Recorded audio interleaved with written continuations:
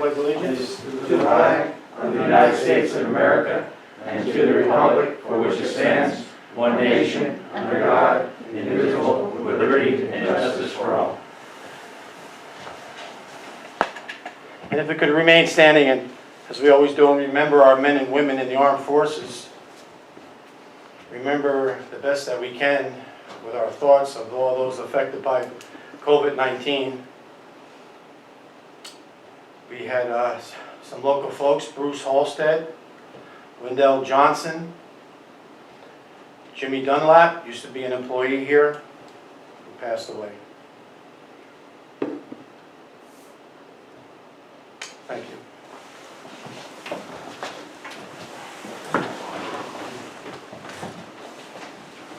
Something's on the bottom here, Todd. Yeah, I'm getting something, but it's not the, It says no signal. yeah. It's plugged in. Searching for no signal.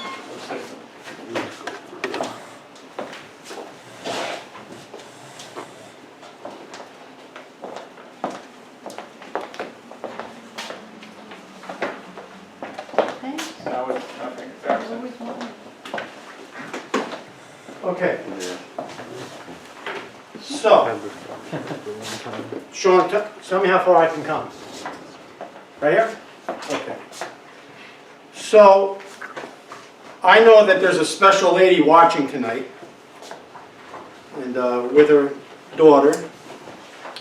And this young lady that's watching is a very special lady. I've known her for maybe 30 years. And 3 days ago, she turned 100. Another one. Hey, they're here. They live in Holland Falls, everyone who turns 100. So, to Mrs. Moniz. Now, Mrs. Moniz, I know you're watching. I want you to look at the TV. And I want you to blow into the TV. And let's see if you can make this candle go out. I'm going to tell you on 3. 1, 2, 3. Darn. Imagine that. Mrs. Moniz, this is for you. And I'm going to give it to your neighbor to bring home, and she'll drop it over tomorrow. You can have that for breakfast. Happy birthday, Mrs. Moniz. Here, we even got the cavalry coming out right here. Still not. Happy birthday. Trying to find What it. an Not achievement. seeing anything. Okay. It's Verbally? Verbally, yep. That's okay. It's good news. Yes. So right now I want to introduce our village engineer, Todd Atkinson, and Somewhere. he has a presentation on some improvements that we've made here in the village. I'm just gonna come up here, Mayor. just Yeah, for sure. 15 minutes. Yeah. So, in 2020, we took on the same thing we did in 2019, where we actually took on the task of doing paving in-house. What that means is that we actually had the DPW crew do a lot of the legwork, we'll call it. We hired the county paver, which was Ward Paving, to do the paving work at a set rate per tonnage. And what I'd like to do is go over with you, with the board here and the public, and let them know about the good news story that we have here as far as that's concerned. So I'm going to run through some numbers, and I know it's going to be a lot of numbers, but the presentation will be put onto the actual village website so you can see it from there. Great. We're having some technical difficulties right now being able to get it up on the board. But to start this off, we have the funding. The board had did a resolution, I think it was probably 12 weeks ago, for bonding. $400,000 of that bonding, $200 was going to go to the paving from last year, and $200,000 was going to go to the sidewalks that are going to be worked on here on Main Street, the south end, this upcoming year. So we had $200,000 with funding. We had CHIPS funds in a total of $43,643. That number was actually reduced by 20% by the state just recently. So that's why I have some asterisks here next to it. The paid New York number was $9,962. They also had taken 20% of that, so it was a higher number, and it came down to $9,962. EWR, which is also a state fund program, was at $7,971, so $7,971. That was also reduced. And we negotiated with Central Hudson for the work that was done this past year on the different streets within the village for $110,000, which was received by the village to go towards our paving numbers as well. So that gave us a total of $371,576. Of note, on the bottom of the sheet, it actually shows that New York State pulled $15,394 in funding from those three lines, which were for CHIPS, Pave New York, and EWR. So the streets that we rehabilitated this past year, some of them might have been partially rehabilitated, but Main Street, as you know, we did both Main Street in 2019 as well as the lower section, the southern section here in 2020. We did Readout Street, Oak Avenue, Berry Hill Road, Schneider Avenue, Cousins Avenue, Webb Lane, Veterans Way, Laurel Lane, Satterley Road, Rowe Avenue, Wyandotte Avenue, and Tobin's Lane. So some of those were partial repaves, and we'll look at them in upcoming years for the work we didn't do at this time. But what we wanted to do was take care of the areas that were in the most need for repair. Going over to the next slide here, we have costs to date. So I'll run through the numbers here. I know it's a lot of numbers, but cost to date, the paving cost, which was to award the general contractor for doing the paving, was $240,232. The milling, what we did was we actually went out and hired our own milling crew to come in, the village did, in lieu of paying a general contractor to do that work and really jack up the cost quite considerably. So the milling costs were $22,400. The trucking cost was $7,200. Cleanup contract that we put in place to clean up behind the milling crew to clear out all the actual extra asphalt around catch basins, manholes, valve boxes, gas valve boxes, and whatnot was $22,880. We had rented during that time the street sweeper for $16,749. And then we have design and construction administration of $45,344, which gave us a total of $354,805. So Todd, while you're on that page, Yep. quick question. Yep. So the cleanup contract, I know the street sweeper for sure. The street sweeper was good because that kept the bids down because Right. they didn't have to do it, Correct. right? All this work besides the paving kept the bids down because they didn't have to do it. And actually, I'll give you the final totals here, and I'll tell you what the GC's actual number would have been Fantastic. coming up. I'd rather let you go through the whole thing and then questions, but since you just had a question, I'll make a comment. On this page for paving, and then you have milling and trucking, and the rest of it, but in particular the milling, a great savings because we did it in-house. Yeah. A great savings. That milling cost would have been anywhere from $90,000 to $120,000. We did it in-house, meaning we hired Donegal to come in, which was a county bid. They came in, they actually did the milling machine, milling. We put that into some of the trucks that were the $7,200 here, and then we put it also into local municipalities who helped out. I can't even name them all, but I think there was at least 4 of them, including Orange County, Cornwall, Woodbury, there you go. Montgomery had a truck here. So all those costs were not borne by the village, which was nice. And on top of all that, the millings, we were able to work a deal with West Point where they took the millings for nothing. So we just had to run them up to Range Road next to the range control. That saved a And lot. it saved a lot of money having to take A them. lot of trucking, Yep. and they just took it right down the road. Exactly. So those are the costs to date on there. We have an estimated additional cost, which we'll do here in the spring, which was, the striping was already done. I just haven't got a copy of the bill yet for it, but I estimated to be under $2,000, so I have that on there. Crosswalks that we're gonna do up on North Main Street is $20,000. And then we have some design and construction administration for that is another $8,000. So we have $30,000 worth of estimated costs still left from 2020 that we're going to work on here in the spring. So what that gives us is a cost to date of $354,805, additional cost to come of $30,000, which gives us a total of $384,805, of which we had total funding in place of $371,576, which actually put us in a negative by $13,229, but that's only because the state took the 20% of the money we were originally supposed to get. So if you would add that money back, we would have been under by roughly $2,000 of what we had estimated for the job. So I think that's a very good news story, and really what I really wanted to say was, I actually had Ward Paving give me a number of what it would have cost them to do the entire project, beginning to end. I actually got it, I wrote it down because they called me earlier today, let me know. Their total number would have been $562,988, and we did it for $384,000 by the method that we did. So over the last couple of years, there's significant savings in doing the paving that we've been doing within the village in the manner we've been doing it, on top of which we also obtained money from Central Hudson that went towards it. So we're looking at the 2021 paving schedule. That will be looked at even further here with the board as we move into the spring and start seeing what the roads look like after the winter. But I just wanted to let the board know that this is, I think it was a job well done by the village staff. The DPW was great. The water department helped out. Everybody came together and got those costs way down, which is a good thing to see. It's not done like this at all in many municipalities, and I think that we've got kind of a standard right now, and I want to keep moving forward in that way, because I think we'll be able to get to the point where all the roads in the village will be repaved, and you'll see significant savings in doing so. Good? Any other questions?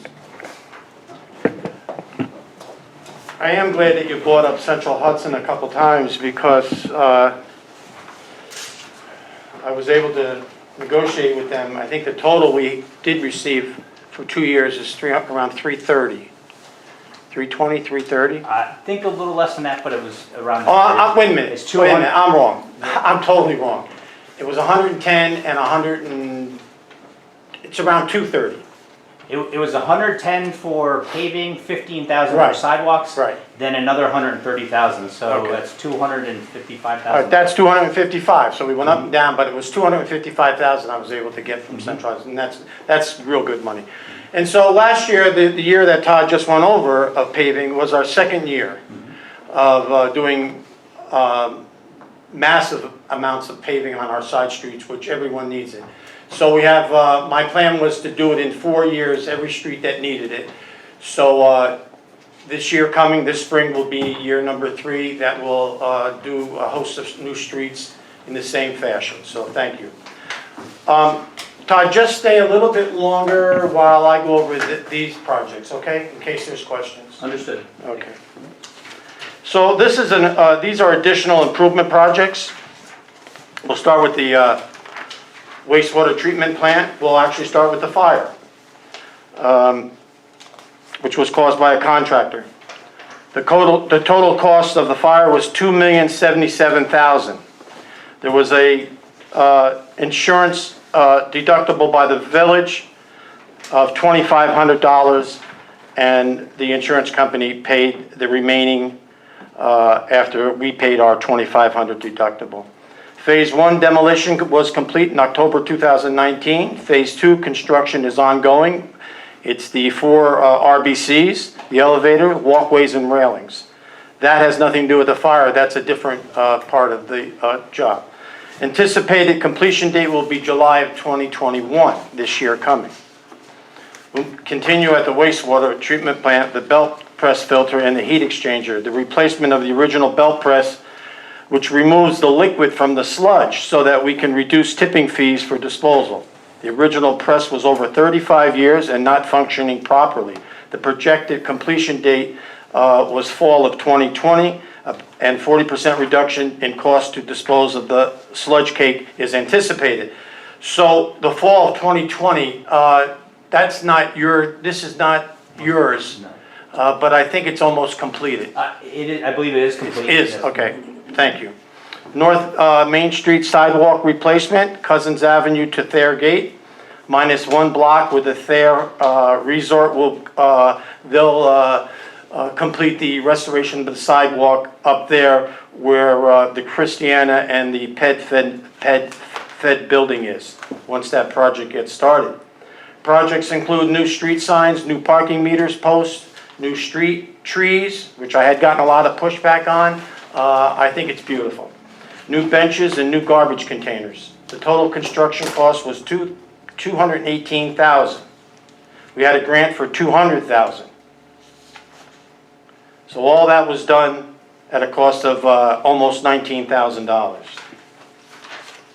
South Main Street, right out front here, sidewalk replacement, the south end street sidewalk, sidewalk replacement over by Webb Lane to the town hall on the east side of the street, from the Methodist Church to the Highland Brook on the west side of the street. Projects to include new street signs, parking meter posts, new street trees again, new benches, and new garbage containers. The total construction cost is $260,000. We have $117,000 in grants that'll go towards the project. West Point Highway sidewalks. Maybe not an area where a lot of us walk, but I know there's a lot of senior citizen tourists that walk on the other side here. Sidewalk replacement was from Lady Cliff Park to South Memorial Park. Project included new concrete curbs, ADA compliant concrete sidewalks. Total construction cost $109,379. We received a grant for $109,379. You can't get much better than that. West Point Installation Planning Board, something most of us people don't hear about. There's a lot of meetings during the daytime. This is one that Todd and I go to often. It's to benefit the village that we go. I and the village engineer, Todd Atkinson, attended the quarterly Installation Planning Board meetings at West Point. Meetings are instrumental in allowing both the village of Highland Falls and the United States Military Academy to discuss their planning efforts for the next 5 to 15 years and coordinate for potential partnerships and cost savings. Very, very important meetings. Upper and Lower Bog Meadow dams. As has been talked about here the last couple of meetings, an engineering company, Schumacher, was hired to complete the necessary assessments of Upper and Lower Bog Meadows to ensure that we are in compliance with DEC. Project started in the fall of 2020. An emergency action plan dam analysis will be completed in the spring of 2021. So this will be at least a year of work in front of us for the dams. So we all remember not long ago the drought. September 2020, the village determined that due to limited rainfall and no snow melt from the winter of 2019, a drought condition existed. The mayor, myself, declared a drought alert on September 21, 2020, followed by a drought warning on October the 5th and again on October 19th, 2020. October 20, 2020, the village moved the drought emergency stage 2 of the EPA regulations. After intensive coordination with the Orange County Department of Health, United States Garrison Command, the Orange County Department of Emergency Management, a plan was formulated in early November 2020 to ensure Highland Falls and Fort Montgomery would not be without water. Very important, these meetings.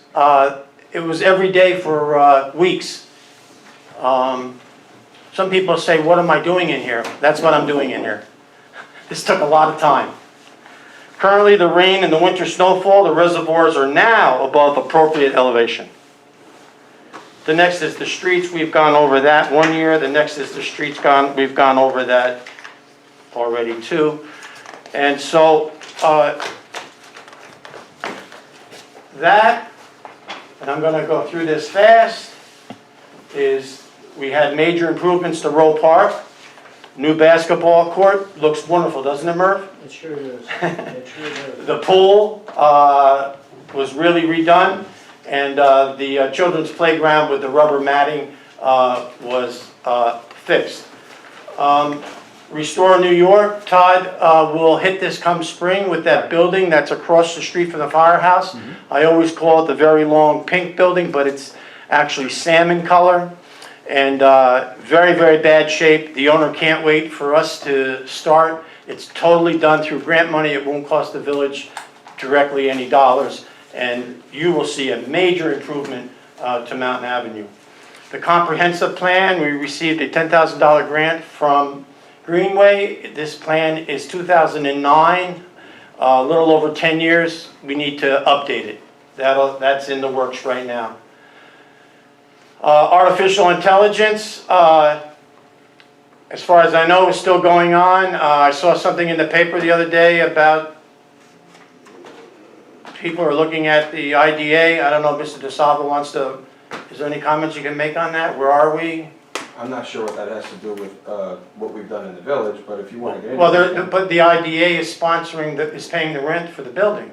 Right, so what's your question? Is the IDA going to be able to go forward with this? I believe you had a conversation with Vinnie and Lori the other day. No, that was before the article, though. What article? There was an article in the newspaper. What's that have to do with whether or not they're moving forward? with Okay, Hartsville? there's no update on the AI, although I think there's an investigation. I can tell you that FiOS is coming. They've presented a plan. Verizon, FiOS has presented a plan to their folks for approval. That's a major improvement for here in the village. Antennas up on this roof, a different project, is just about done being, I don't want to say negotiated, but we've been talking about the terms, which will soon be presented. You've been involved, Elise, and we're not quite there yet. No. We'll have to bring it before the board when we're comfortable with it. The trails for the, some people say the ALO property, I guess we should call it Scenic Hudson property, is still moving forward. All the snow prevented a trail designer to come here, but the snow is melting. He'll probably be here soon.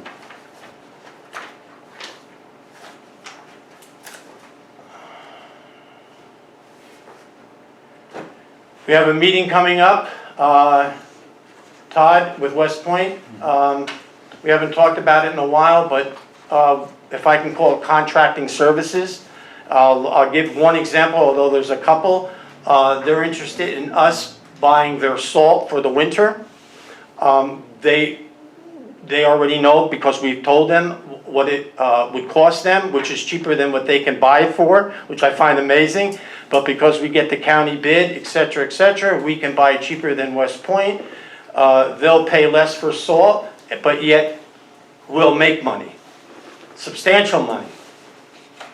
That's how we have to, Mr. Modlin, Councilman Modlin is here, and we've always talked about thinking out of the box, coming up with new ways to raise money besides sending our neighbor a tax bill. Well, here's a way. We're talking major money. Community Development Block Grant, we've had some grants given to us by the county for the senior center. 1 year is complete. The next year will be Todd lowering the ceiling, putting LED lighting in, maybe a patio of some sort out the back, a handicap ramp possibly, just some more improvements. Yep, that was approved, and it was approved as far as the grant was awarded, but we are waiting for the contract to come in. And actually, I'm not going to go through this. I'm going to just say beautification. This is all beautification. You know, it's winter time, and so we don't see the beauty that's here in the spring and summer. But please, remember what the north end looked like last fall, summer, and spring. Beautiful new road, beautiful new sidewalks, hanging baskets, brand new planters on the sidewalk, trees. Everyone loves it. So that will continue.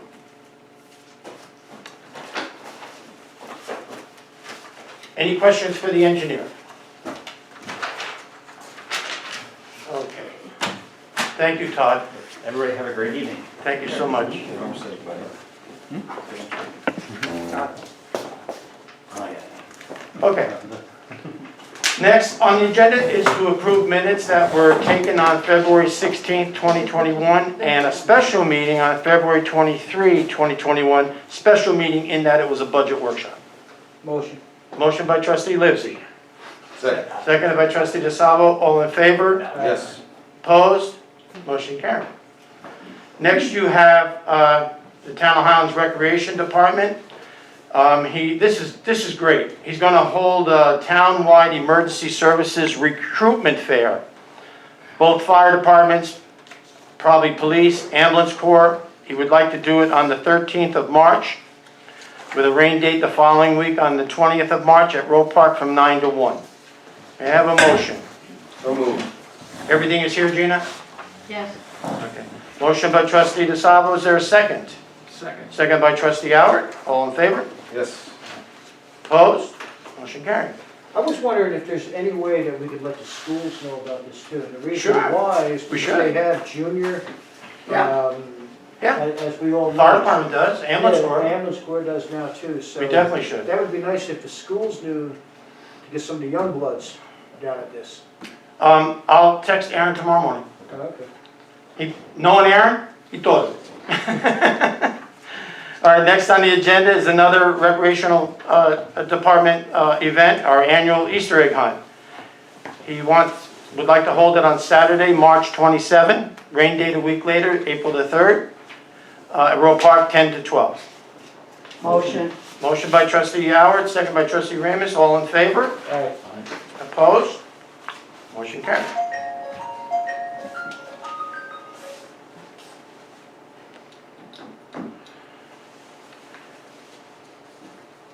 I apologize for that. I have someone very sick in my family, but that's not it.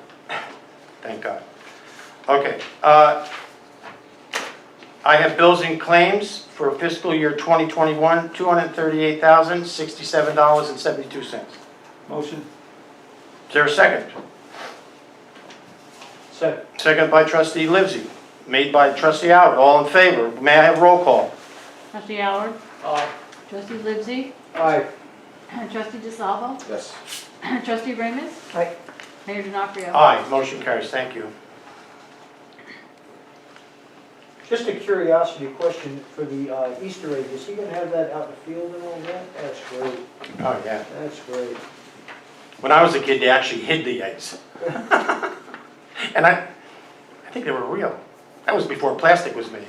I used to see Jimmy Willis used to be out there 5 o'clock in the morning. Yeah. Like the kids would be up, Yeah. sneaking and looking. All right. That was easy to do. All right, let me do the following.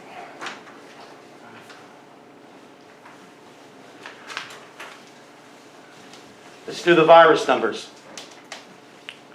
Got close to 40,000 cases in Orange County. There's still about a couple of hundred a day being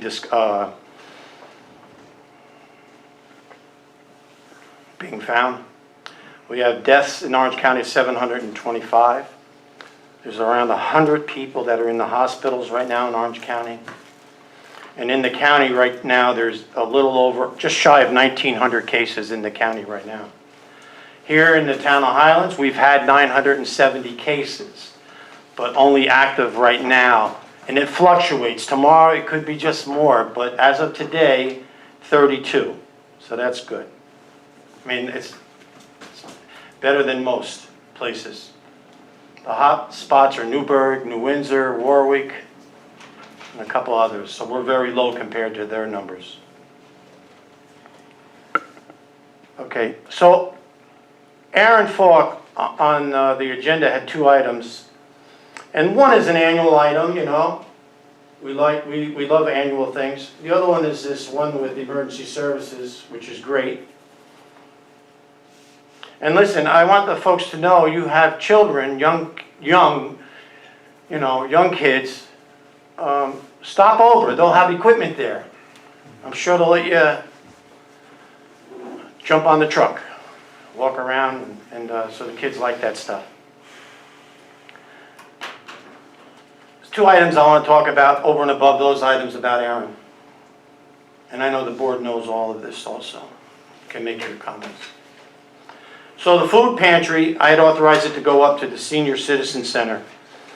And there's a volunteer sitting in the back right now, and I'm sure she could attest that more folks are coming than came before to the other places they had the food pantry. It's just, for whatever reason, those were good places, the American Legion building and other places, but it's more centrally located. A lot of the folks that are picking food up live in this Mountain Avenue North. And so there's a lot more people coming there, which is what you want when you have a food pantry. You want to try to reach everyone. And all I can say is that they're reaching a lot of folks. I'm there. I try to stop by every Thursday just to see how it's going and see if Aaron needs anything. And The volunteers are as happy to be there as the folks that are coming in to pick up a bag of food are. I've seen everything from tears to laughter to just thank you. And so it's really, really good stuff. Those volunteers up there, they're the backbone. Volunteers in any community, especially a small community, are literally the backbone of the community. I want to say this, and maybe my last thing about Aaron. This guy, I almost wanted to say a kid at my age. This guy is a mover and a shaker. He's like the Energizer Buddy, which we don't hear about anymore. But he's out there, and it could be Aaron. Over the weekend, I had received a couple of calls from two different people. Aaron was one of them. Looking for folks that needed, in particular, looking for senior citizens who needed the vaccine shot. For whatever reason, it really doesn't even matter, but Walgreens had some doses that weren't earmarked for anyone.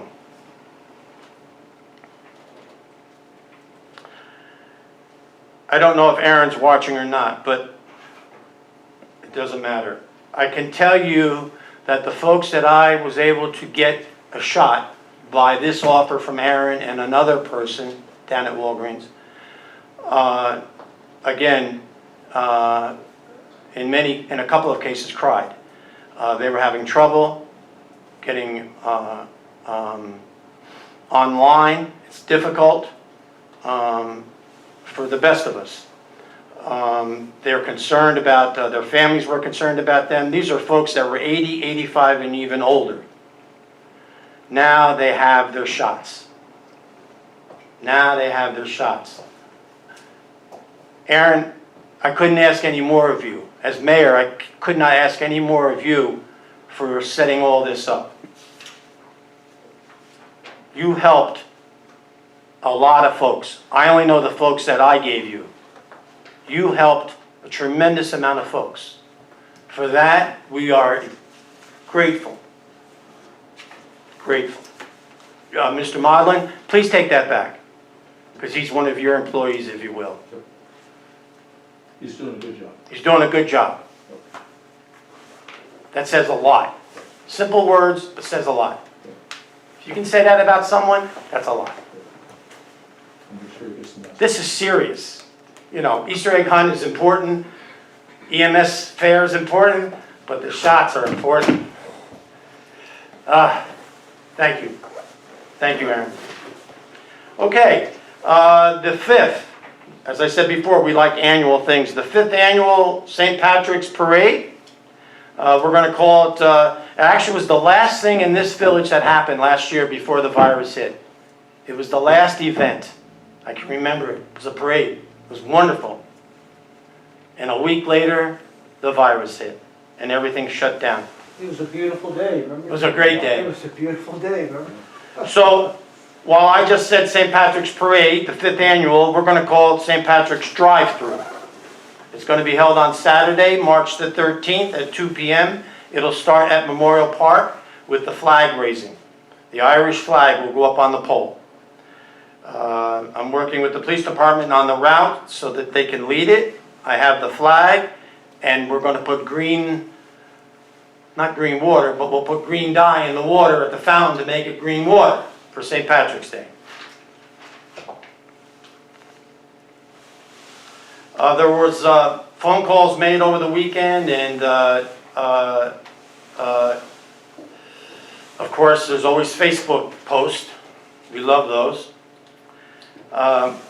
Concerning trash, home articles, everything from stoves to refrigerators to couches to beds to dressers to clothing to everything that you can think of were put on the sidewalk in a couple of locations. This particular place was Eagle Valley Road.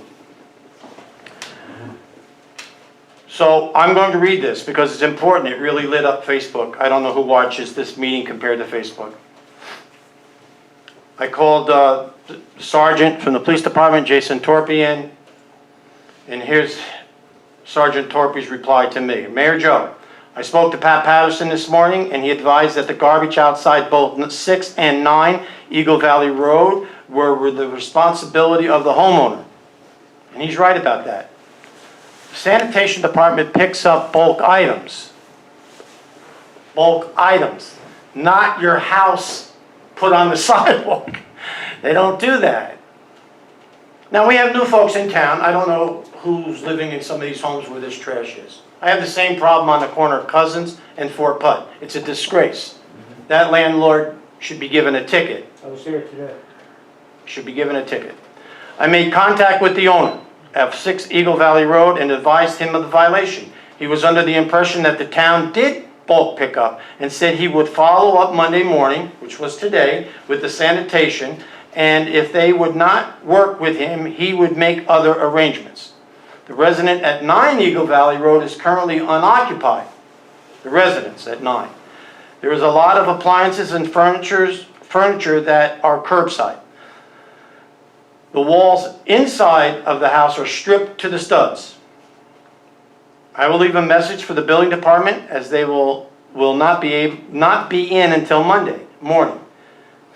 They will be able to check the title, issue violations, and hopefully get the problem cleaned up. I have advised the patrol units to make contact if they see someone inside the house. So tomorrow morning I will follow up with Sergeant Torpy. But what started this was the one, I think 6, and it is higher than this. Of someone moved out and the owner put the stuff on the sidewalk. So I'll follow up in-house, but I don't know. Can you, one of you, just follow up? I don't think the town's actually going to pick it up, so I don't know what's the follow-up. Well, Maybe there isn't anything for you to I follow up. think this I think is it's more on our end. We did have discussion months ago about trash being put out,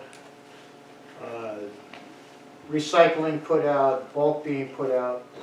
And the correct protocol is, especially for bulk, before you even put the bulk out, you have to contact the highway department. You have to call them and make an appointment for the bulk. And what it is, it's just, I think it's bad habit of just putting it out onto the sidewalk. But the protocol is to call the highway department. The highway department will then make a schedule for you. So, for instance, the north end of Howland Falls, being on Tuesday, if you call and they say, okay, so it's Wednesday right now, you'll have a pickup on Tuesday, that doesn't mean put it out on Wednesday and have it sit there all week long. It means put it out Monday night or Monday afternoon for the Tuesday pickup. And what's happening right now, today, I've seen it more than ever today.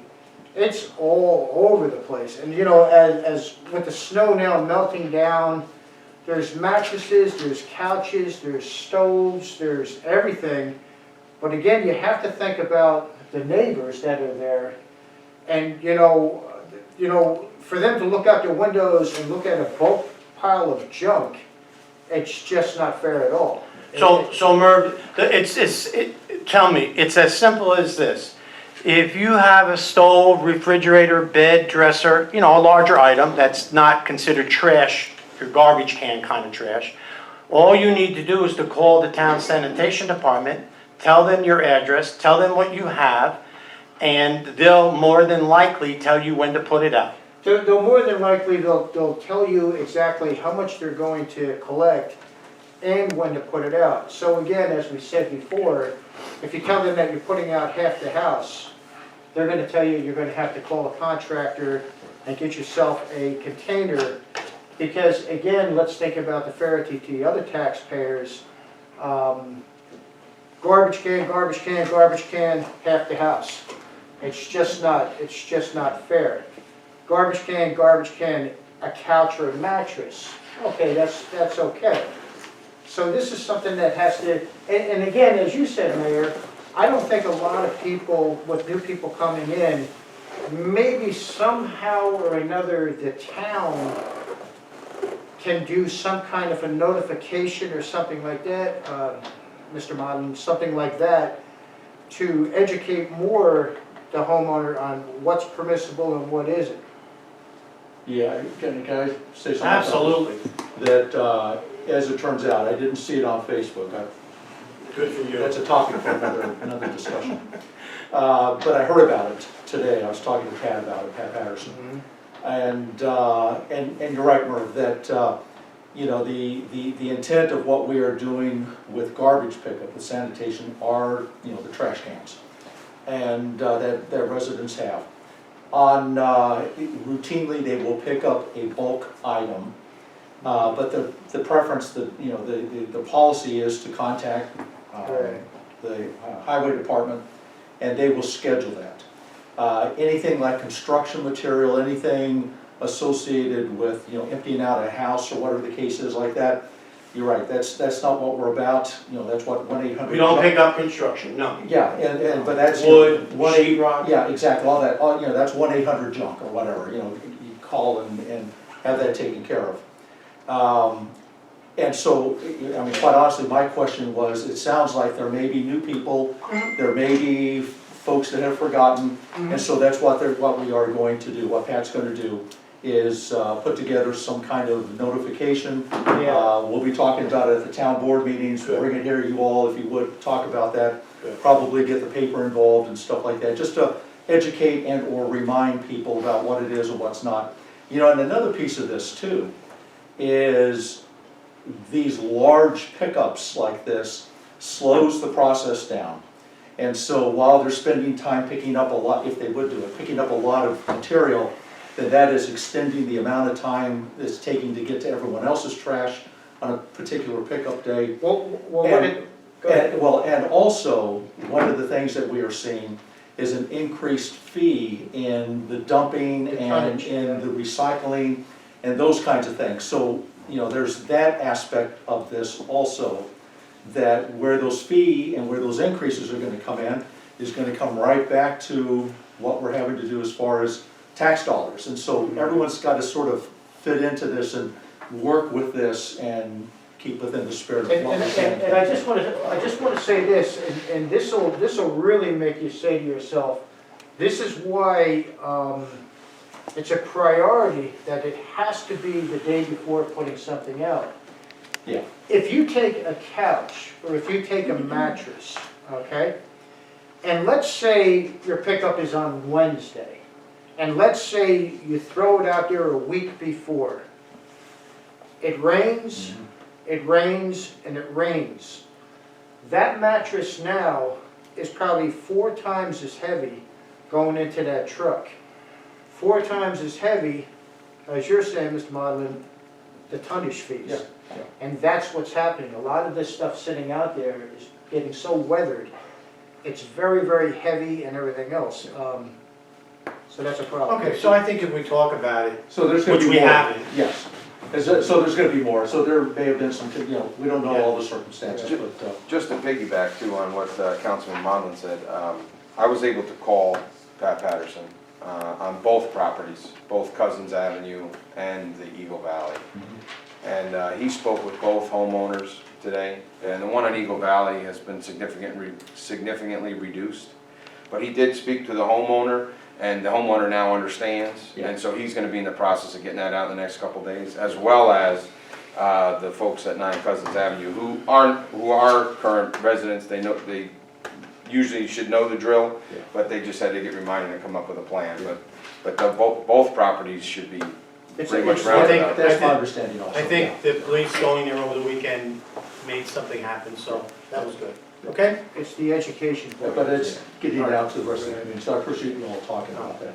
I think if we talk about it a couple more times and people hear it and people read it, more people will know. You're always gonna, it's actually probably a situation that's gonna arise every once in a while for one reason or another. And you know, we're very, very fortunate in this community to be able to put the stuff out to the garbage. Right.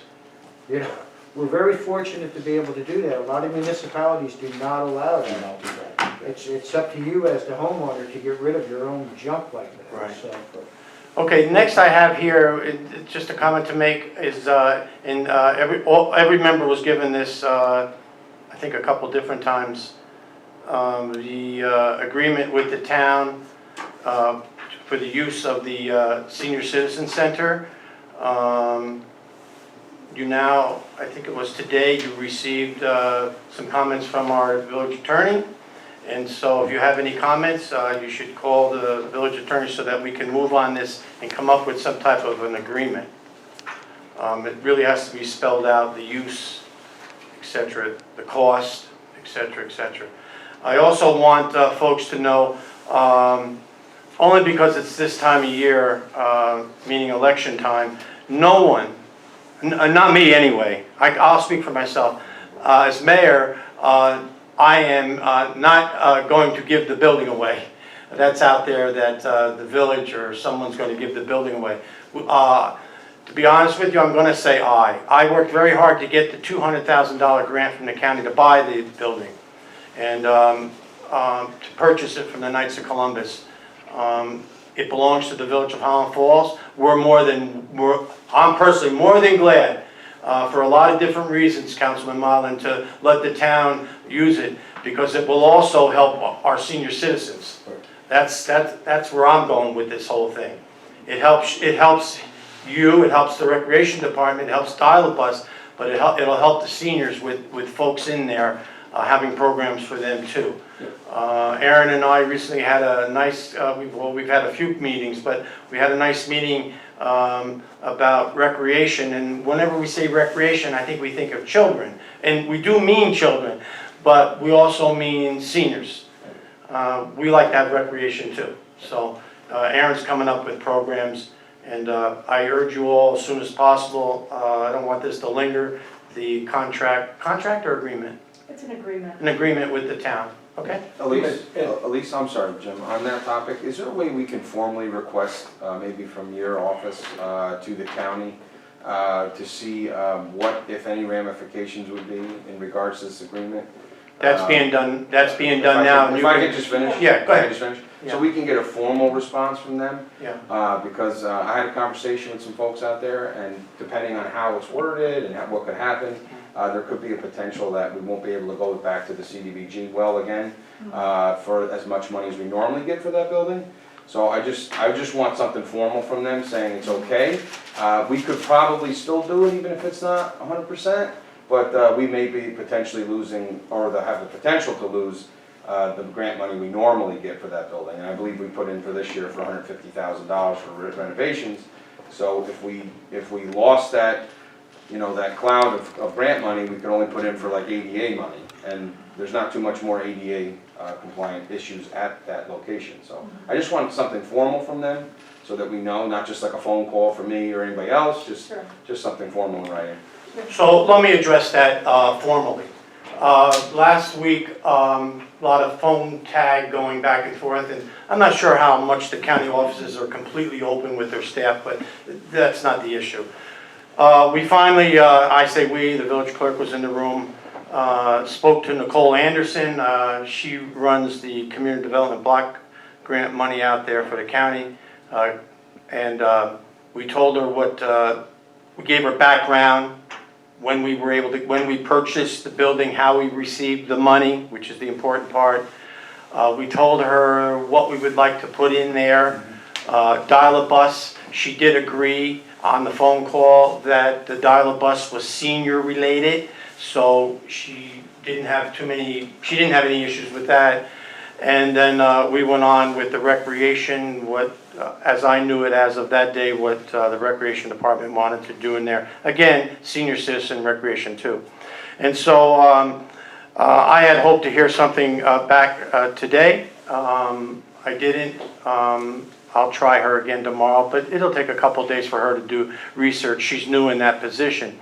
But I would ask you that if, let's let that phone call happen, and then we'll relay that information to you, and then you can do with what you want. Okay, Okay, thanks. I'll get something formal Yeah, from the county. yeah, that's what I'm doing. Regina's, I Right. have talked to Regina a couple of times about this. Yeah, I know trustee Ramus had some questions about this. yeah, so- we want it to happen. I want it to happen anyway, so we'll see. But it's up to, the we got to get that blessing from the county. Yeah, okay. We knew that. Thank you.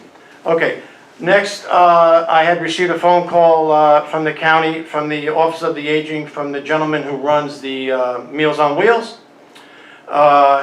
They were, again, with the virus, that's all been cut back. They deliver these coolers, 4 to 5 coolers, every Wednesday up at the church, Holy Innocents Church. They leave them outside. And I guess someone thought that it was a donation to the food pantry. So it was given to the food pantry. And it was a mistake. They wanted to know, could they leave these 4 or 5 coolers off at the senior center that we're just speaking about. And so they'll drop them off at 9:30 in the morning on a Wednesday. The volunteers who deliver the food come at 11 and take the coolers, go deliver, and then the volunteer comes back around noon, takes about an hour, and returns the coolers. And sometime that afternoon on Wednesday, the county drives over and picks up the empty coolers.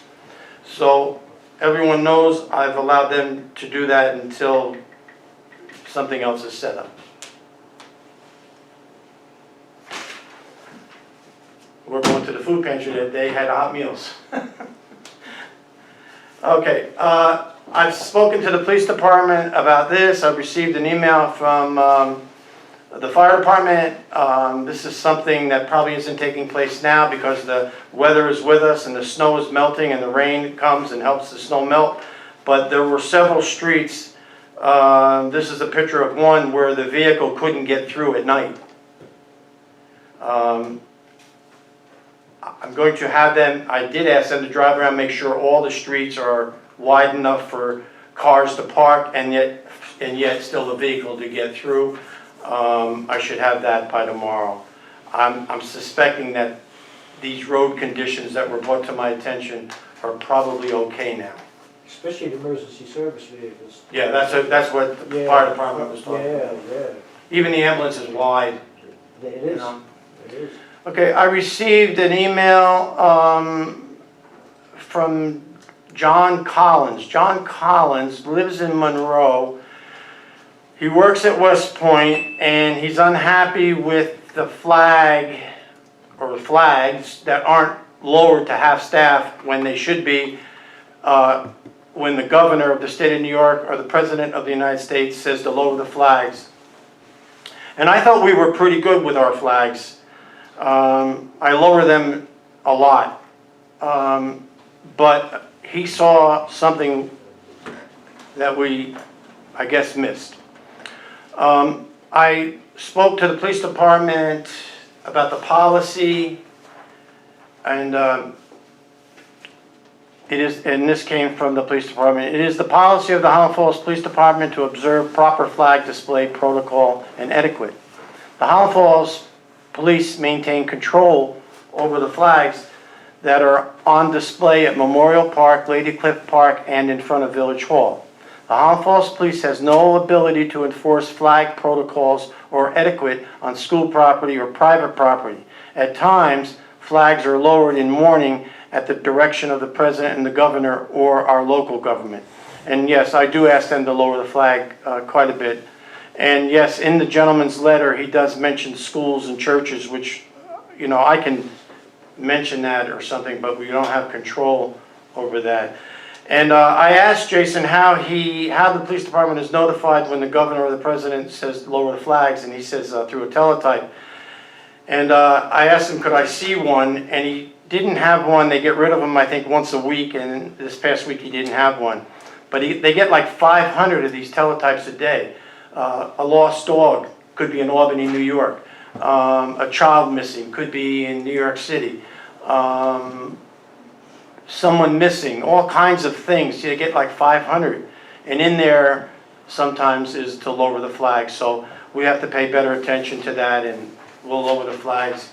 And I emailed the gentleman back. I asked him to give me a call. I think he says he works on West Point, to stop in and see me, and I'd like to meet with him. Hope, not handcuffs, another police department initiative. I'm just going to read a short paragraph here of what this is about. Hope, not handcuffs. Mr. Howard, you're part of this, aren't you? Hope, not handcuffs is an initiative started in Michigan-based families against narcotics, aimed at bringing law enforcement and community organizations together in an effort to find viable treatment options for individuals seeking help to reduce dependency with heroin, prescription drugs, and alcohol. It is a solution. A person struggling with any drug addiction can come to any of the participating police agencies and ask for help. They will be greeted with support, compassion, respect. If accepted into the program, the individual will be guided through a brief intake process to ensure proper treatment placement. And on page 2, it has Highland Falls Police and the Town of Highlands Police. So we're really covered on this program. Town Highlands Police is, yes. Yeah. Certainly. Yeah. And that's my understanding is you Yeah. are going to be part of it. Brian, you have anything you want to add on that? Okay. It's two different ones. Two Next. different ones. The town's involved with the one from the district attorney's office. Okay, but it's still the Hope, Yeah, it's a little. it's a little, okay. Town of Highlands Police. Okay. What's this? All right, that's that. Okay. At the last meeting, I don't know about the last meeting, maybe after the meeting, before the meeting, consolidation we were talking about, and reports. Some old reports, some not so old. So for the community, I have 3 reports that were done. This is a complete consolidation study. You can tell it's old by the color of the paper. It's turning brown. This is 1976. This is actually my copy, but I brought it back to Village Hall. It'll be downstairs. Anyone want to come in and look at it any time of the day, just call the village clerk. We'll make arrangements that are convenient for you. You can come in and look at it. If you want something copied, the office will do it. I think it's like 25 cents a copy. Okay, next we have, and I actually remember this one, 1996. This was a study done in-house, Mr. Marlin, like you were talking about. This was done by a village trustee, a town councilman, and a gentleman called Bob Carter. I remember Mr. Carter. He lived in Fort Montgomery. Mr. Carter was held a police enforcement position in the whole state of California. This guy was smart. He had been around, and they did this consolidation of police services in the town of Highlands. This is final report. So this is also downstairs. It's a little bit old, but I don't know how much, we didn't get any bigger. So, and then this one is online. This one was done maybe 5 or 6 years ago. This is on our village website. If you go on the village website, you'll find this study. You can print it or you can just read it. And it was done by an organization like that was here at our last meeting, but a different organization. This was Roundout. The guy we had here a couple weeks ago was from a company called CGR. So this one is off. This one was done in February 2017. All 3 of these are downstairs for anyone. That was held at the library, I believe. I'm sure they had meetings. Yeah, that was They had meetings. So, Mr. Mayor, on those studies, glad to see the old one Yeah, up there, and the second one that you talked about. We know the last one's online. That's fantastic. I was hoping that we could get the other ones scanned in and put online so the residents can look at them. Now, things have changed since 1972, and we all know that. Some of the things already have been consolidated, but there are a lot of questions in there, because I have went through some of the portions of each one of those studies that are still relevant today.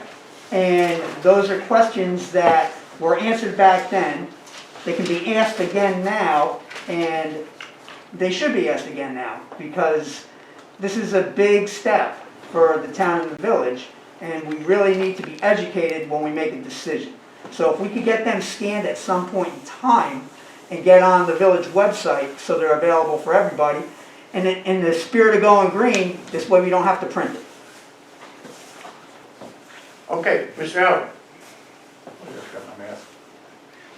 I read an interesting article called The Mental Health Court, and there are courts going around the state. We have lots of mental health issues, obviously. We all read about them. And they're hiring social workers, and like that program at the handcuffs, rather than incarcerate them, they're looking to help families find places that'll work with the kids. So I'm still reading about it, but I think it's an interesting concept to at least think. On consolidation, people have asked me questions, and I don't know the answers. I don't know how much money is out there. You know, people are saying, well, if we consolidate, we'll save money, but I don't know how much money's out there. But I do know, after talking with 2 young workers, that if consolidation were to take place, no one loses their job. Protected by civil service, they have unions. We've talked about this ad nauseum, unless things have changed, but I don't think they have. 2 of the young guys came up and said, you know, we were told we're gonna lose our jobs. You know, I got rent and I got a car payment. I said, I understand that. That's not the issue when it comes to consolidation. It's attrition. That's how we talked about it several years ago. People will keep their jobs, and then as other people retire, you don't replace them. But if you're hearing from people that you're gonna lose your job, it's not true. That's all I have. Thank you. So, speaking of things that are happening out at the district attorney's office, on Friday, there was a press release, and the district attorney is announcing a rebound program. This is to assist people in getting some of lower criminal convictions sealed. Now, not all convictions are going to be sealed, and you got to keep that in mind. Sex offenses, violent felonies, Class A felonies, conspiracy, homicide, those aren't going to go away. But there are some that they will seal, but an applicant has to meet certain criteria. And some of that is going to be that they have to be crime-free for at least 10 years since their last conviction or release from prison. They have to have 2 or fewer convictions, no current criminal cases pending, and they need to demonstrate to a court that sealing their convictions is appropriate. A lot of people have made mistakes when they were younger, and this is going to help to change their lives. A lot of people out there, when they have turned their lives around and they have that conviction hanging over their head, they can't get a job. This is really going to help out. So it's just another way that the district attorney's office is looking to reach out there and get people back on their feet. And we all know everybody needs that second chance. There's a couple other things that the district attorney is going to be doing for the summer. It's coming down the pike, great things, and it's going to involve the whole county. And I will have more on that at the next meeting. They told me just to hold tight on the information until they do their press release on that. But again, great stuff is coming out of that office. Speaking of Aaron, he's going to be doing a Red Cross blood drive next month. For more information, just go to the town's website, check out his email, ask him about it. We all know with COVID right now that blood supplies are down. So they're going to have to figure out how they're going to do the walkthrough and how to have the proper scheduling set up for people that want to donate blood. We always have a good drive here when other entities in the village do it. So just please keep that in mind. That date's going to be announced as soon as possible. Another great thing out there that New York State is doing is, and this is easy to remember, on the second Tuesday of every month, they have something that they call lunchtime learning. It's about, it's a small little webinar, it lasts about an hour, and they have so many different topics about how to make your life in New York State greener. So the website is ogs.ny.gov/green/lunchtime learning. So the first one that they got coming up right now is for electric lawn equipment. That's going to be March 9th. And again, it's at 12 o'clock. You go on their website, and they have a little question and answer after. They give you their little presentation on some of the things that you can do on your lawn equipment. We all know spring's coming. We're all going to be out there doing lawn work. You know, I'm going to say 99% of the village residents definitely take pride in their lawns, gardens, etc. There's tons of flowers out there. The crocuses are on their way. I got good word from Mr. Snowman and Melton that they'll be popping up soon. Another one that's going to be on April 13th talks about sustainable outdoor recreation. Again, it's about getting out and getting that fresh air, a little vitamin D. We all know vitamin D is one of the big things that helps to prevent this COVID from really taking effect on you. You really need vitamin D, and we're all cooped up inside. Plus, you can go back to some of their past webinars. I mean, they've had these since 2018. And they go from composting to green travel to microplastics, how to dispose paint, winter outdoor recreation, even sustainable brewing, if you're into doing a little brewing. But anyway, there's a lot of great stuff on that website, New York State. I hope the people will take a look at that and enjoy some of the things that they have on there. A couple of other things that we should keep in mind. March 21st is going to be the World Forestry Day. It's about tree education and how, you know, these trees remove the pollution, how it's important. It's a great day to get out, get some pictures. March 21st, I'm sure the buzz are going to be popping, and Mary Jane might even put some in the paper if you get some good ones. Also, the day after that is World Water Day. We all know how important the water is. We went through a small little thing last year with our reservoirs getting a little low. So how you can protect water resources and utilize them in such a way that, you know, conservation of the water is one of the most important things out there.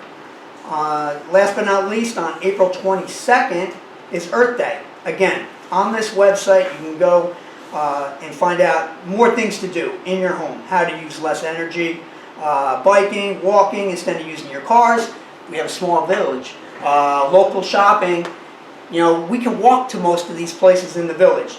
Walking is good for your health. You can lose weight, and it's great for your heart. So those are a couple of things on that website. They have a lot of living green stuff on that website as well. It's great for the kids. It talks about plants. It talks about wildlife, just different wildlife that's out there right now that, you know, when you go in your backyard, you'd be surprised how much wildlife is just living underneath the leaves out there. I got a couple other things.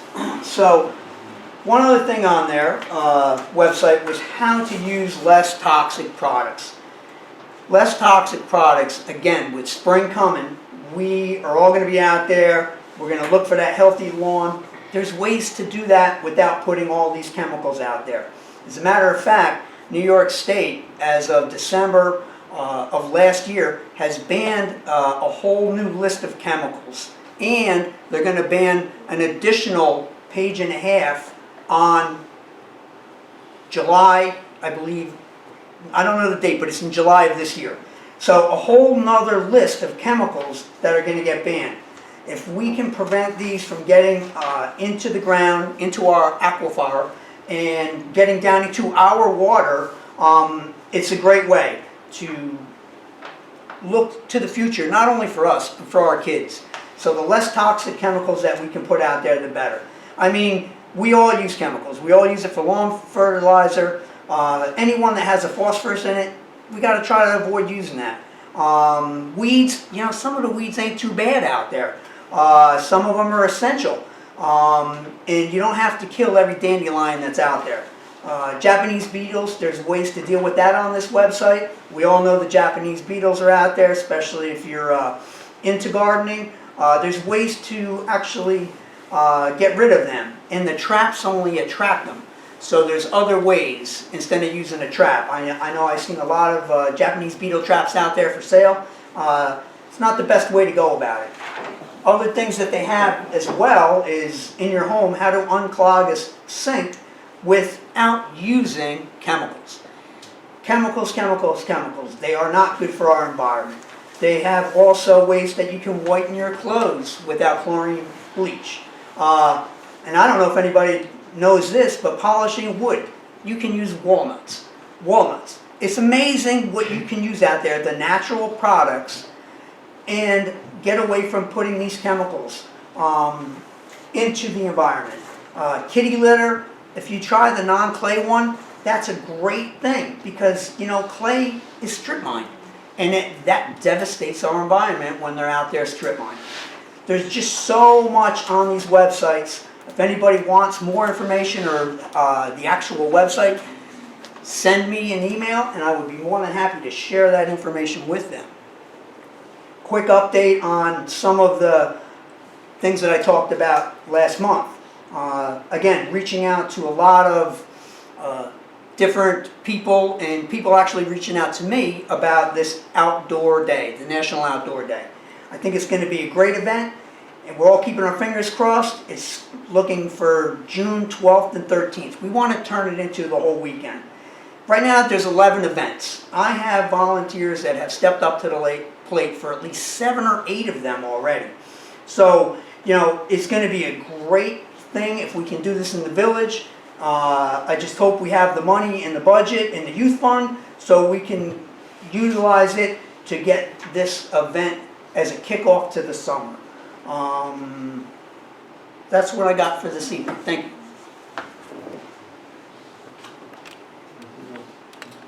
Could you put all that on the website? I think it would be good because when you start rattling off email addresses, people aren't prepared. Make a whole sheet up and put it on the website. Sure. Jim? Sure. Couple things. One, while we were talking about the paving project, I did want to give another shout out, because I think we talked about this last time, to the Village of Montgomery, the Street Superintendent Buddy, and Rob in Woodbury was able to pick the phone up, and they sent over trucks and manpower, so help keep those costs down. There was like a random comment in a flurry of information given out regarding the Orange County IDA. So let's have a quick little recap on that. The Orange County IDA is in the process of providing an accelerator program in the old Key Bank building. It's a program that was accepted by the village board, championed by the mayor, and he's had several meetings with both the CEO and Vinny Cozzolino, who does who's a subcontractor for the IDA that helps manage the accelerator program. The accelerator programs are all over Orange County. They're in Newburgh, they're in Warwick, they're in Middletown. There's one scheduled for Port Jervis. They're a really, really productive business profile, provides jobs, provides training, provides tools for new startup businesses. On top of the other thing that the Orange County IDA did, it was brought up tonight about the Restore New York grant. The Village of Highland Falls put in for a grant from the Orange County IDA, which they received $45,000 to help offset costs for engineering, so that there was no taxpayer money involved in that that New York State Restore grant. So that's another thing the Orange County IDA did. Lastly, the Orange County IDA, during the COVID crisis, put a bank of cash together for businesses in Orange County, some of which in the village of Highland Falls benefited from. They were able to get monies to help offset a cost for expenses. The money went right to their direct expenses, which are usually like utility bills, gas, electric, water, anything like that. That money went right to them. It was a phone call, it was an application. They worked well with the folks in the Orange County IDA. The comment that was brought up, and some folks on this board who decided to share a post which they know nothing about, was in regards to the Orange County District Attorney's Office requesting, who delivered subpoenas to the Orange County IDA for information. The subpoenas were for information.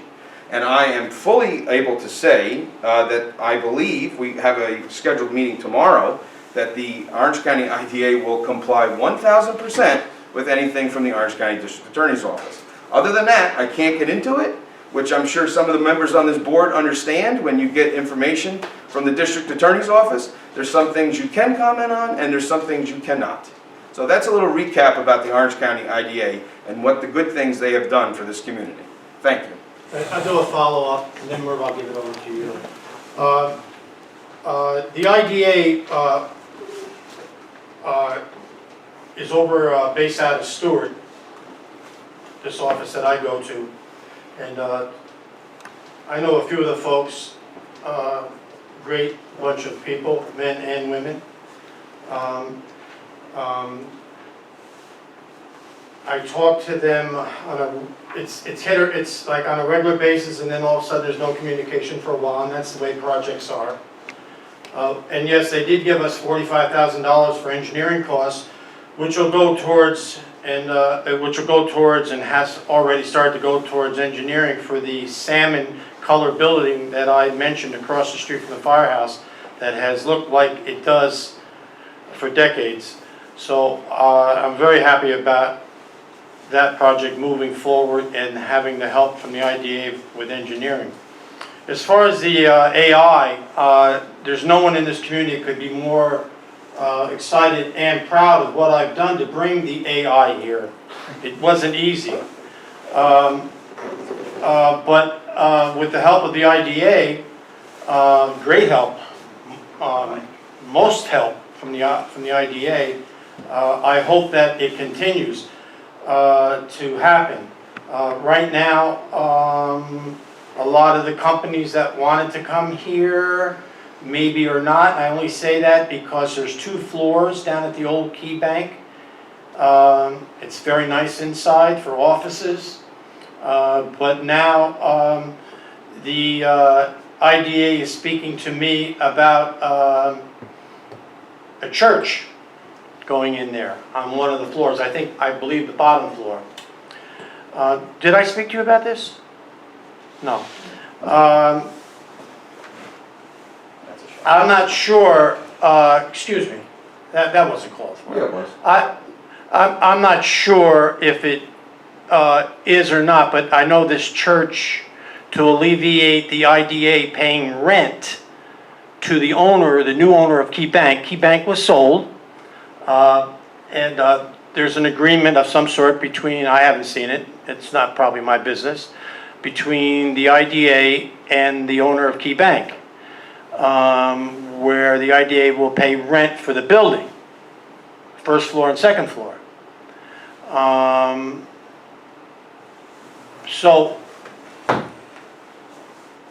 the AI seems at this point coming upstairs, and this church who will then pay rent. Now, I don't know if they'll pay it to the IDA or they pay it to the owner. Doesn't matter to me. That's between them. But it does create problems, the church, in that parking, possibly, I think a change of use has to be addressed. And that's what the IDA has spoken to me about, those 2 issues, parking and the change of use. Neither one of those are mine to take care of. I gave them my opinion, slightly, because it was just sprung on me on a phone conversation. So I still hope the AI comes. I know there are interested folks out there. who want to set up a business here under the AI philosophy. Creates jobs, white-collar jobs, all kinds of jobs. That's what we want. And we want to make sure that building stays on the tax rolls. And it's not in jeopardy of coming off the tax rolls at this point. So that's my update on the AI. I need to follow up on that. Yeah, sure. Okay. Number one, the AI project is still in full gear. We had something called COVID hit, and that kind of slowed everything down. But it is going forward. In retrospect, when we first took on the building is 16,000 square feet. And because of COVID, some of the companies have pivoted, like most companies have pivoted that specialize in artificial intelligence. So the space needed is probably not going to be as much. And whether or not a private owner who owns the building now or the IDA was going to have the building, taxes were always going to be paid. That's one thing the IDA does if they purchase a building. They don't usually like to purchase a building, but if they do, the local taxes still get paid. It's not like land coming off the tax rolls, like the old ALO property. So that's an important fact. And just one other thing, while my short tenure on the IDA, and I am the vice chair of the IDA right now, we have hired, we just got over with, on top of the normal state ABO audits, which is regularly, and we do regular internal audits, we hired a world-renowned forensic auditor, again, while I've been there, to do a 10-year back look on forensic documents related to anything to do with accounting, anything to do with contractual, anything to do with anything at all. And as in every audit, there were some minor things that came up, and they are going to be addressed. So just want to get that all out on the table, because as it was mentioned before, it is election time, and storytelling does tend to happen. So thanks again. Okay, I'm not sure why there's a back and forth, but maybe I'll finish it. If not, it can go on.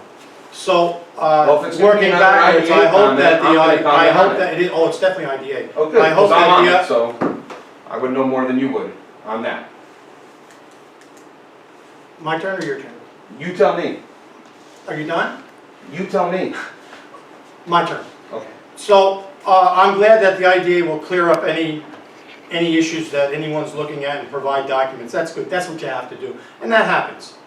I understand that. Just for reference, because this is going to get crazy now, I never said taxes wouldn't be paid, and I'm not saying it's any... Excuse me. So taxes, of course, will be paid. The building is owned by a private owner, not the IDA. So the private owner will pay taxes just like we all do on our homes or businesses, whatever buildings or property that we own. And yeah, like I had said, I was disappointed that the AI, I said this in the beginning a half hour ago, I said that the virus has affected those that were interested to some degree, not everyone. There's still excitement, very big excitement about it. So I can say the AI venture, you know, I hope this is right, will happen. It may be scaled back, but that's okay. If it's scaled back and it becomes a success like the IDA believes it will be, it'll pick up. And maybe whatever goes in the first floor or part of the second floor that's not an AI will be temporary, and the AI can build on that additional space. So that's what I hope. I also want everyone to know that even though I brought up the church, a church, I don't know the denomination, doesn't mean that it's going to happen. They have a couple of very big hurdles the owner of the property has some hurdles to go over if he's going to rent to the church. Like I said, two of them for sure are the change of use of the building, part of the building, and the other is very big, is parking. Right now on that property there is not enough parking for the amount of people that are supposed to go there on a Sunday. So that's that. Murph? You have anything else? No, it's okay. It's just going to go back and forth. Yeah, we don't want, it's So enough. just a couple things I have. Is your mic on? Is your mic on? Yes, my mic's on, yeah. As trustee DeSalvo said, this is election time and there is storytelling going on. Big time. And hopefully what I have to say, Really should stop. because I've gotten a lot of feedback on these, on some of the comments out there. Facebook, the streets, I'm trying to keep this as professional as I can by saying this. I am a candidate, okay? This would be my 6th election that I've been in. However, this election here, being with the COVID-19, makes this all different. And one thing I would like to mention is, it's been brought to my attention, is how bad businesses are doing on Main Street here, and how many storefronts are shut down. Listen, I could just tell you this, that 47% of small businesses in the state of New York right now are closed down. It's not because that person in that shop wants to close down, it's not because perhaps the owner of the building that has the shop wants that person out or closed down. It's not a rent issue, it's nothing to do except for one thing, it's a lack of business. Now here in Highland Falls and in Fort Montgomery, surrounded with the town of Highlands, we do depend on West Point for a lot of this traffic flow to come into the village here and to come up here, tourists and all of that. I've noticed yesterday when I went downtown here and I looked at Andy's had a line of people trying to go in there and have breakfast. Now this would be every weekend we would see this. And the problem right now is this COVID, with all municipalities, it's hurting businesses. My family's been in business over 50 years. I gotta tell you, it's hurting businesses. We're going into 2021 right now. It's not the board's fault, it's not my opponent's fault, it's not the current administration's fault, it's nobody's fault except for COVID. COVID has caused many problems in the state of New York, the nation, and the world. That is what is going on. I can tell you this right now, that this board is trying to do signage, we're trying to do anything that we could possibly do to try to entertain business coming into the community. And you know, it's like banging your head against the wall trying to say, how can we do this? How can we get business in here? It's just something right now, you know, as we all hear, you know, we're all going to get through this together, we're all going to do this. Well, we are, but we have to be patient. And we can't say because there's an election going on, let's throw some mud and say this is going on here, that's why, or whatever. It's got nothing to do, folks, except for with what's going on, and that's the COVID right now. It's created a monster, and we just have to say to ourselves, let's get through this. The other thing I want to talk about, my first board was, I was on a town board. This was 12 years ago, I think I was on the Town of Highlands Town Board as a town councilman. Before that time, I have always, from Ponytail and everything else, the children of the community, they were a priority, always will be a priority of mine. Recently, the mayor, myself, Aaron Falk, and Councilman King, we had a meeting. What can we do for the children here in the community? How can we get things going together? That twisted and turned political. I just cannot believe that we're twisting that because of an election and it's turning political. It's nothing else but wanting to try to get these children something. And I'm excited about it. I hope we could have an executive session to try to move this thing forward. I read some of this from the attorney. Some of it I don't agree, but we'll get past that. With the town and the representative here, I want this to move forward. I want Aaron is so excited right now. And I know because there's an election going on, in my opinion, folks, and you know, my opponents and who I am, forget about all of that stuff. Win, lose, whatever should happen, March 17th, I'm still going to want this to happen. I want this to happen. I think it's great for the children of the community. It's great for the parents of the community because they're gonna have the children out of the house. I think it's great for the seniors, it's great for everybody. So that's something that, let's leave that out of the rumors or whatever. Lastly, this is something that sort of hit me pretty hard. Now, we have a police department down here, okay? We have conversation of going on, and I've had conversation since I began my career as being a town councilman with talking about consolidation. Consolidation is good if you could hit the head on the nail with it and make all taxpayers happy. All taxpayers would include the village of Highland Falls and Fort Montgomery, okay? I've been in several meetings of consolidation, and we're still bending the nail. That's what we're doing. We cannot please everybody by doing this. And I want it while the camera's going, the recording's going, I'm being filmed. I want the police department to know, I support you, you're not going anywhere. I support a full-time chief. That's what I want. A full-time chief down there. The men and women that are down there, I'm proud of you. Whatever coward is going around and he's spreading these kind of rumors, it's a lie. That's what it is. The DPW, Town of Collins DPW, those two department heads, they do their thing together and they work together as they can. That's what they do. There's no telling people, hey, listen, you're going to lose your jobs and this is what's going on. Again, as Mr. DeSalvo said, it's storytelling, it's an election. Big time. I cannot tell you, especially today, I'm saying to myself, because I'm at work and I heard signs are going all over the place, being from the wind. I'm thinking to myself, come on, March 16th. You know, let's come to March 16th.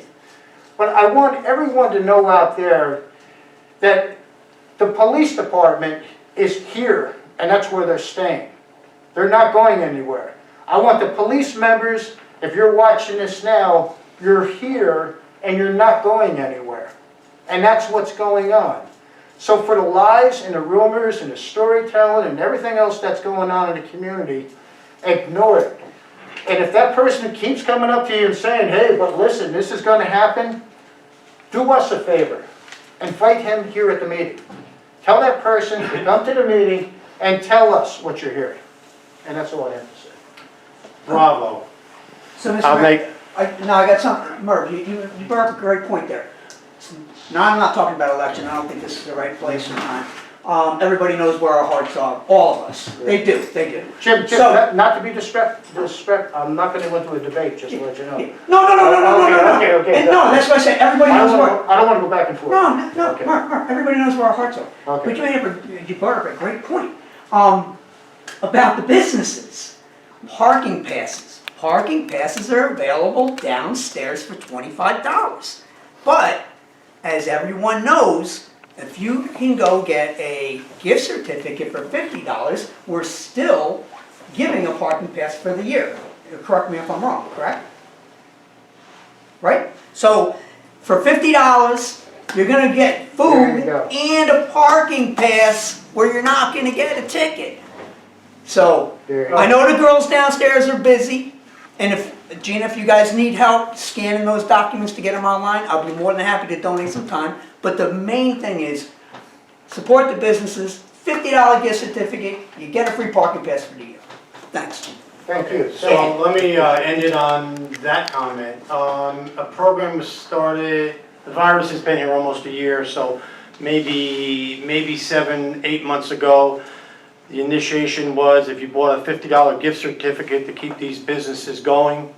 And people were on their own before the initiative, but if you did that, just come into Village Hall with a receipt that you bought a gift certificate from someone, hardware store, restaurant, and we would give you a parking pass for a year that you could display in your car. People were doing it for a while, but every time we remind them, I think some do it. But even more than that, there's a better deal. If you're a senior citizen you come into Village Hall, and downstairs, you get a parking pass for a year for free. You don't have to buy a gift certificate. So if you're a senior citizen like Mr. Howard, you can get a parking pass for a year. Come on in and get them. I'll take a motion to adjourn. Motion. Second. We don't have. All in favor? We don't have executive session? No.